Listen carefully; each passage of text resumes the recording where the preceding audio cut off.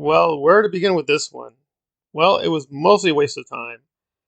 I think Jeremy brought up a few points, which, despite what he thinks, I actually did agree with in terms of some of the recommendations. So, what is occurring? Well, Jeremy, as usual, put out his racist video, and he got clipped by a comedy show, and he's reacting to it, and of course, creating more and more nonsense. I do agree with his basic point that some of the jokes the black female comedian did were weak, but I think overall she actually did a pretty good presentation. But Jeremy being very biased, even racially biased, couldn't see that.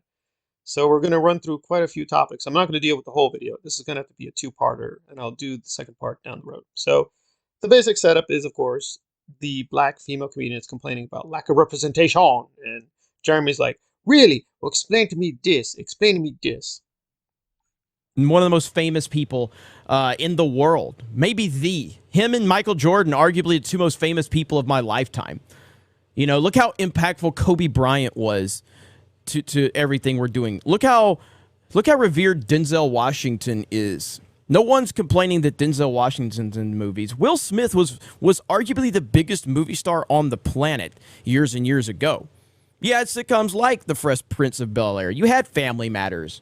You had all of these amazing shows and movies that were truly, truly designed with black people in them, not to push an agenda, to tell a good story. Yeah, I've mentioned many times how I loved watching movies growing up, like Boys in the Hood, Juice with Tupac, which is an incredible performance. And Tupac, obviously, he's a legendary rapper, my favorite rapper of all time, but he was an amazing actor. You know, he went to school for acting, and Tupac would have been an iconic actor if he... Well, despite what he thinks, he's not the only person who grew up watching quote unquote black sitcoms or black films or listening to quote black rap albums. I listened to Tupac. I remember seeing a lot of these shows, Family Matters, French Prince, and so on. I will say Family Matters began strong, but it did get weaker and weaker over time. So I do look back upon those shows sometimes, but some of them are very lacking. Some of them do stand out, like Moesha with Brandy Norwood actually still is very strong. It's still very funny. And on that point, he didn't mention the show, but I did watch it. Thea, she was in there for a little while. It didn't last too long, but it was really good. Now, I will say Brandy in the late 1990s was a superstar. Now she's kind of struggling. I don't quite understand what the point Jeremy's making. It is true sometimes a black celebrity, male, female, like Denzel or Will Smith, will vault to the top. They'll be majorly successful. That doesn't dispute the more basic, unfortunate fact that many black people face racism. It's also true Hispanic people face racism. And yes, sometimes even white people face racism. I mean, I think her general point is these people are more victims of racism than those people, but I think the basic situation, it's kind of grim. And she brings out some numbers and receipts, and he gets all kind of triggered over it. One probably even knows about. It's called Out All Night. It was a good show. I didn't need to see it myself. I just enjoyed it. And I remember Dwayne Martin actually was cast in Above the Rim, a basketball movie. Tupac was in it. And I thought it was so cool, you know, because Dwayne Martin was in this show that I watched. He's in this movie that I like, and he was a basketball player in the movie. It was cool. At no point was I thinking about, I need to see a white person, because that is not something that normal people fucking think about. It's just not. Of all time, which of course is this. I mean, that's a great scene. Yeah, okay. I don't know how does that hurt your point? I mean, how does that help your point?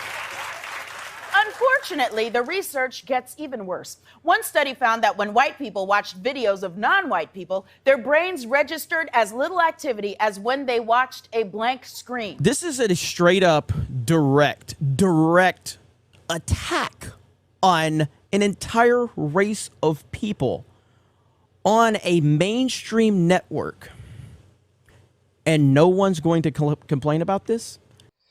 Well, we can dispute the particulars of the numbers, but I don't think even culturally, because Jeremy keeps reaching back to this. I saw Don't Be a Menace in the Hood while drinking the juice-o. I saw Juice. I saw Boys in the Hood. It was all good. It wasn't political at all. Those things were ridiculously political. The fact that you didn't pick up on that, well, that's your problem. But they were very, very political. And part of it was a political response to the situation. Apparently, he saw all these black shows in the early 1990s and was not aware of the LA riots. But that was in the shows. I remember clearly that Fresh Prince did a show about the LA riots, so he doesn't know what he's talking about. Definitely was covered by In Living Color, so he's just being either stupid, ignorant, or not having good memory. I agree with his basic point that yes, today, some of the things that they did back then in terms of the comedy would probably get censored or not shown or be misunderstood. I still remember that stuff. I still recommend that stuff. I think Don't Be a Menace While Drinking Your Juice in the Hood was pretty good.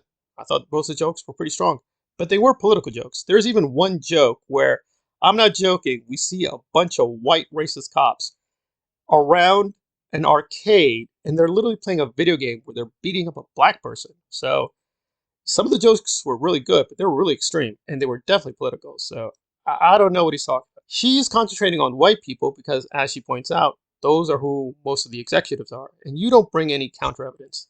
Those are the grim facts that, again, like it or not, yes, most of the executive positions are by white people. So the focus will be on why these shows are not being greenlighted, quote unquote, by white executives. I don't see the problem. So as always, he kind of has a weak response, which, as usual, is kind of laughable. Diversity in who decides what movies and TV shows get made, we should be fine, right? But that's the thing. As of 2020 in digital and broadcast TV, only 10% of show creators were minorities. And 92% of all chair and CEO jobs were held by white people. 92%. Do you know how white that is? That's whiter than pumpkin spice latte deodorant. And imagine if someone, a white person, said, do you know how black that is? And then made a black joke. Again, this is about the hypocrisy of the situation. Not really what she's saying. It's the fact that she's able to say it because of double standards. this is a real product, and if I have to know about it, so do you. The problem is all those white executives aren't immune to the empathy gap. They want to see people who look like them, so they end up greenlighting shows that look like this. No, those white executives want to see their pockets lined with money. Well, it may be true in many situations there was, quote, more color blindness in certain ways in the 1990s, but it wasn't totally colorblind. Well, I'll bring in two examples, but let me stick to one which I think is more relevant, which is Spawn, which had a black superhero. So you think, oh, that disproves the leftist, communist, weirdo, woke narrative. But no, wait a second. There was a very prominent case of whitewashing within Spawn. Within Spawn, the comic book, you'll meet Terry, who is a black person. Basically what happened is Spawn is killed and he's resurrected from hell, but his wife remarries. Now, in the comics, she remarries a black man.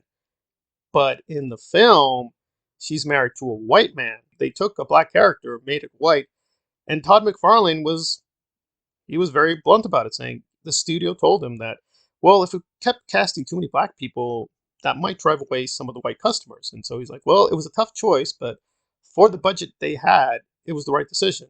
But it's interesting, he did have this interesting exchange with a black fan, and the fan called him out and said, I was kind of disappointed. I understand why you did it, and it is your creation, but I think you kind of let me down. And Todd responded respectfully, saying, yeah, but you got to understand the economics of Hollywood. They do talk like this. They're saying this is too black or this is too white. It's only going to work with this market.